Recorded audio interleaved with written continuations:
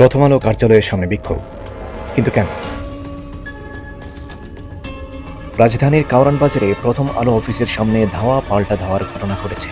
রোববার 24শে নভেম্বর সন্ধ্যা 6:30টার দিকে দেশবিরোধী কর্মকাণ্ড এবং সংবাদ প্রকাশের অভিযোগ এনে বিক্ষুব্ধ জনতা প্রথম আলো এবং ডেইলি স্টারের বিরুদ্ধে ব্যবস্থা নেয়ার জোর দাবি জানায়। তারা প্রথম আলো কার্যালয়ের সামনে অবস্থান নিয়ে স্লোগান দিতে থাকে। একসময় গোটা এলাকায় আতঙ্ক ছড়িয়ে পড়ে। আইন শৃঙ্খলা বাহিনী তাদেরকে ছত্রভঙ্গ করতে টিয়ারশেল এবং সাউন্ড গ্রেনেড নিক্ষেপ করে। পরবর্তী সময়ে সেনাবাহিনী এসে তাদেরকে সরিয়ে দেয়। পাশের মসজিদে রাতের খাবার খেয়ে এলাকা ছেড়ে দেওয়ার ঘোষণা দেয় বিক্ষুব্ধরা, কিন্তু সেই দাবি মেনে নেয় না পুলিশ এবং আর্মি। উল্লেখ্য, এর আগেও গত বৃহস্পতিবার এবং শুক্রবার প্রথম আলো ডেইলি স্টারের অফিসের সামনে বিক্ষোভ কর্মসূচি পালন করে বিক্ষোভকারীরা।